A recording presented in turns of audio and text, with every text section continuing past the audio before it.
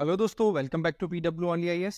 देखो, इस वीडियो में हम बात करने वाले हैं हमारे इस हफ्ते की 3 इंपॉर्टेंट स्पीशीज के बारे में। तीनों की तीनों एक्सट्रीमली इंपॉर्टेंट है और लास्ट में आपको बताइए फिर हर बार की तरह MCQs भी हम डिस्कस किया करते हैं।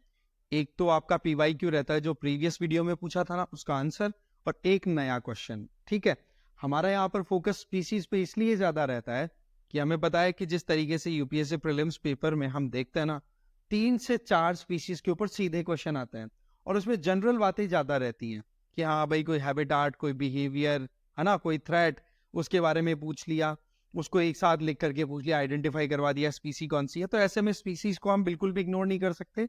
अच्छा, ये वीडियो अगर आप नहीं भी देख पाते हैं तो आपके लिए एक बेनिफिट क्या रहता है, मंथली कंपाइलेशन आपको मिल जाता है, तो वो भी आपके लिए एक साथ पूरे महीने का रिवाइज करने में आपकी हेल्प कर देता है।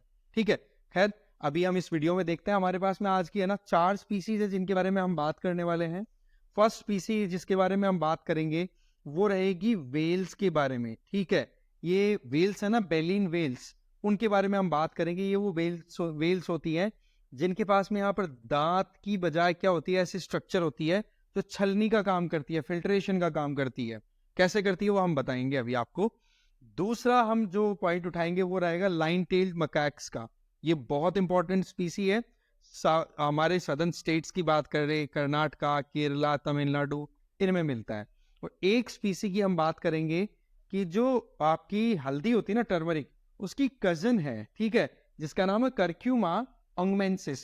ये अभी डिस्कवर हुई है रिसेंटली नागालैंड के अंदर, तो इसके बारे में भी हम थोड़ा बहुत जानने की कोशिश करेंगे। ये तो 3 स्पीसी है दोस्तों। PW ओनली IAS की तरफ से आप लोगों के लिए जो भी सेल्फ स्टडी पर रिलाई करने वाले स्टूडेंट्स हैं ना, उनकी सहायता के लिए, उनकी तैयारी को एक बूस्ट देने के लिए ये IDMP सेल्फ स्टडी प्रोग्राम 2025 अभी रन कराया जा रहा है।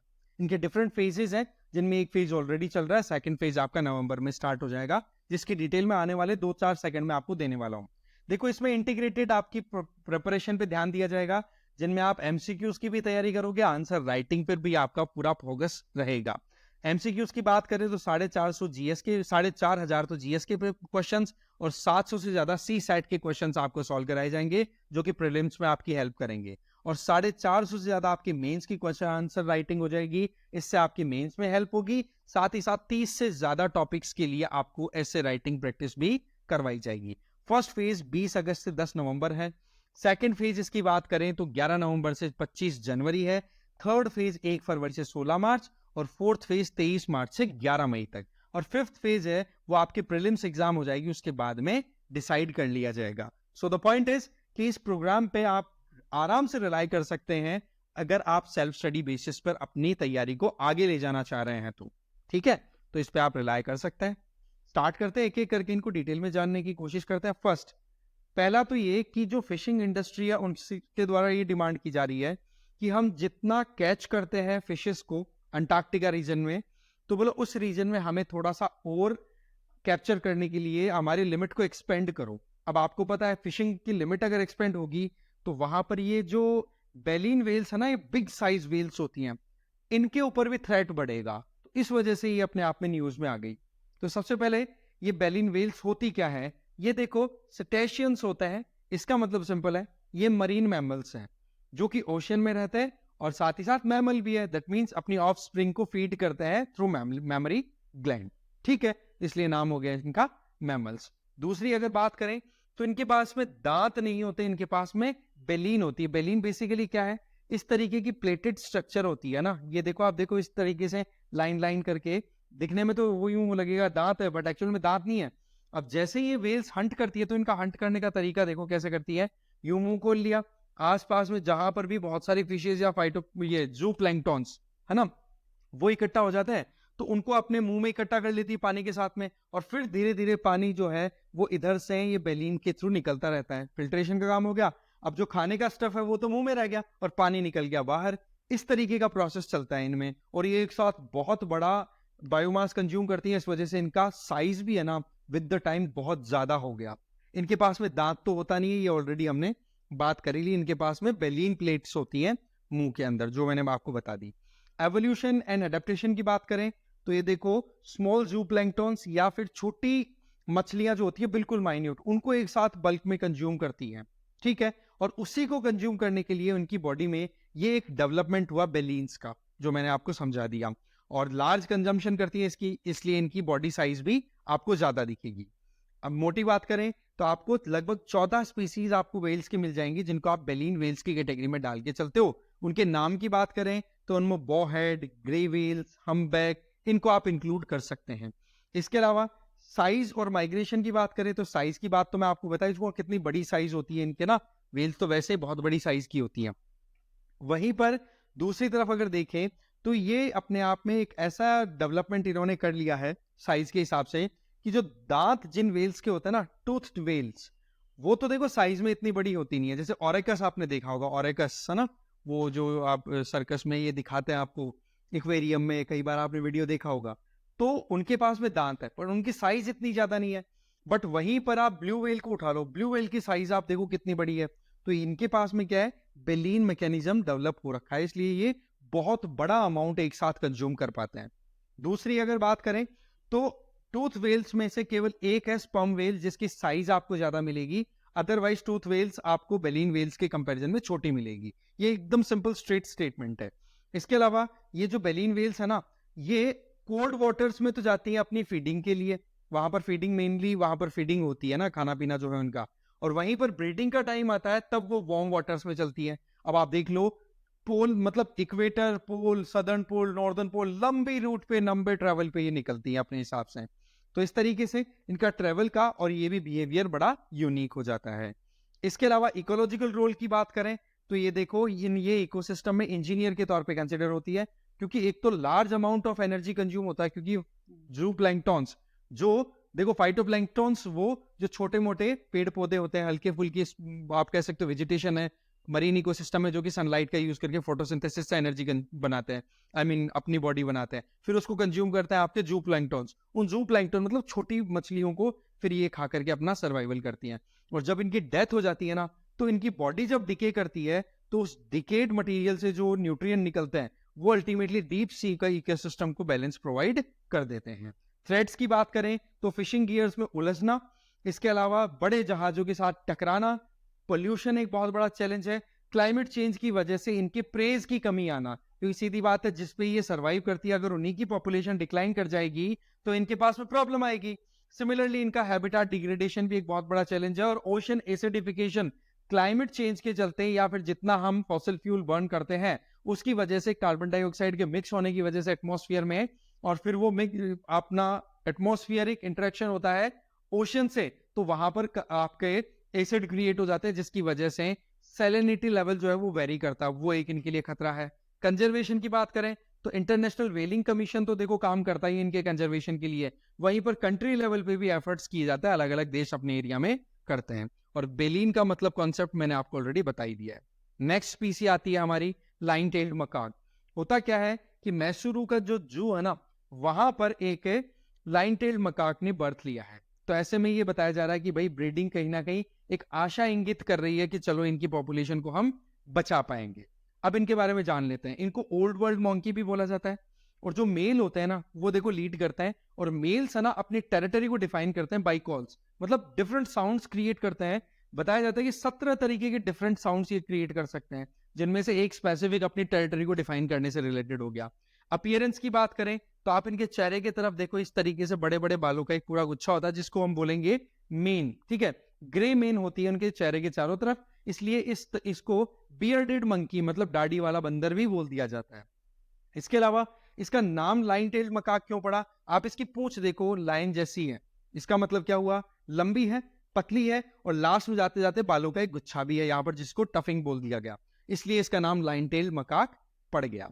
इसके अलावा हैबिटेट की बात करें तो ये इंडिया में लोकली आपको मिल जाएगा, मेजरली वेस्टर्न घाट वाले एरिया में, ठीक है, ये जो आपका कर्नाटका नीलगिरी वाला एरिया यहाँ पर है ना, ये मेजरली देखने को मिल जाएगा, कर्नाटका, केरला और तमिलनाडु। इसके अलावा हैबिटेट की बात करें या इनको खतरे की बात करें तो मेन खतरा आ रहा है कि जिस एरिया में ये रहते हैं, रेन फॉरेस्ट एरिया, पता आपको कर्नाटका केरला वाले एरिया के अंदर जो रेनफॉल आपको अच्छी खासी मिल जाती है, तो वहां पर जो रेन फॉरेस्ट है वो लगातार काटे जा रहे हैं। रीजन बीइंग या तो कोई ना कोई वहां पर आप डेवलपमेंट का काम देख रहे हो, या कुछ एग्रीकल्चर के चलते वहां पर उनके हैबिटेट को लॉस का सामना करना पड़ रहा है, इस वजह से इनको बहुत बड़ा खतरा है। कंजर्वेशन स्टेटस हमें याद रख लेना, IUCN में तो देखो इंडेंजर्ड है, साइट्स में अपेंडिक्स फर्स्ट में डाला हुआ है, और वाइल्ड लाइफ प्रोटेक्शन एक्ट में 1972 में शेड्यूल फर्स्ट में, इसका मतलब प्रोटेक्शन हाईएस्ट दी हुई है, और वैसे देखा जाए तो इंडेंजर्ड में है।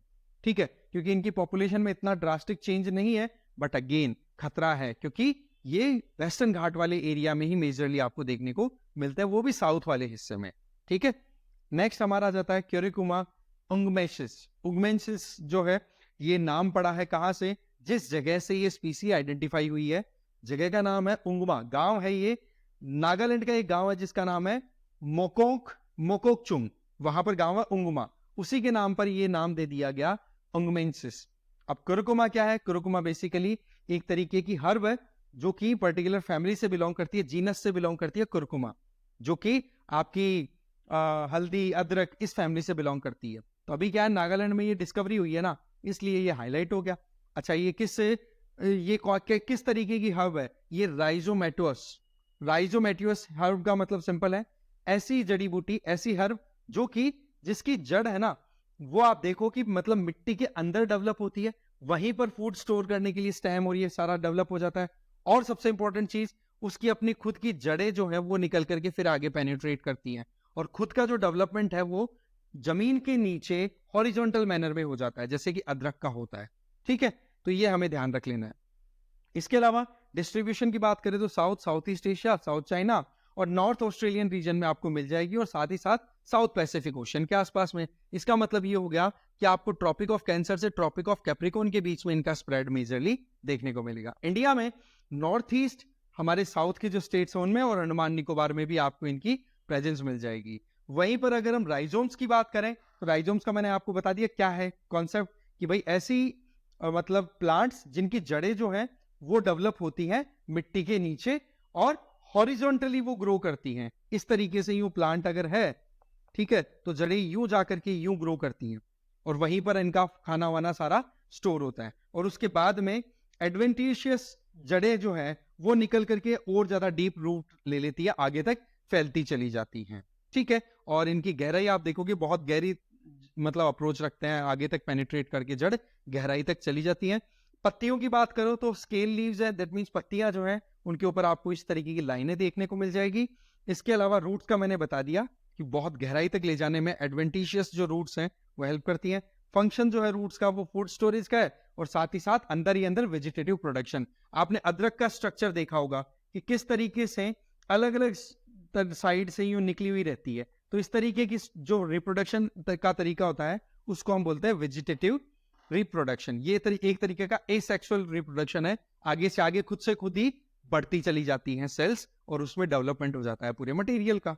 ठीक है, इसके अलावा आपके साथ में पिछले आपको सेशन में मैंने क्वेश्चन पूछा था कि इनमें से फिल्टर फीडर कौन है? कैटफिश है, ऑक्टोपस है, ऑयस्टर है, पेलिकन है। तो देखो इसका आंसर है ऑयस्टर। देखो ऑक्टोपस तो आपको पता ही है ये होते हैं, कैटफिश ये होती है। अब कैटफिश मेरी यहाँ पर क्या फिल्टर फीडिंग का कोई कॉन्सेप्ट दिख रहा है?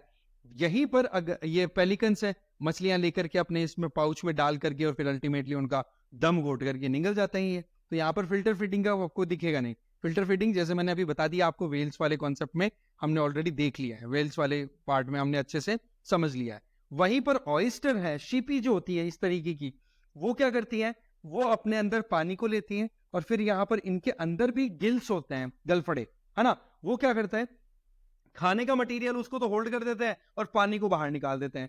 तो ऐसे में एक बड़ी इंटरेस्टिंग चीज क्या निकल के आई कि ये जो ऑयस्टर्स हैं इनको पानी को प्योरीफाई करने में यूज किया जा सकता है। क्यों? क्योंकि पानी को जब ये कंज्यूम करेंगे तो उनके साथ के अंदर प्लास्टिक का या जो भी पॉल्यूटेंट है वो ये अपने साथ होल्ड कर देंगे और प्योर और फिल्टर्ड वाटर को बाहर निकाल देंगे। तो इस तरीके से ऑयस्टर जो है ना वो फिल्टर फीडर के तौर पे काम कर जाते हैं। तो आंसर आपका सी चला गया। आज का जो सवाल है वो ये है कि आपको बताना है कि ये 5 स्पीसीज दी हुई इनमें से डेट्रीवोरस कौन से हैं? अर्थवॉर्म, जेलीफिश, मिलीपेड्स, इसके अलावा सी हॉर्स एंड वुडलाइस। बता देना है आपको, करेक्ट स्टेटमेंट चूज करके कमेंट में अपना आंसर जरूर दे देना। ठीक है, इस वीडियो में देखो इतना ही था। एक और वीडियो के साथ नेक्स्ट वीक मिलते हैं, तब तक के लिए थैंक यू वेरी मच और अपनी तैयारी कंटिन्यू करते जाइए। जय हिंद, जय भारत।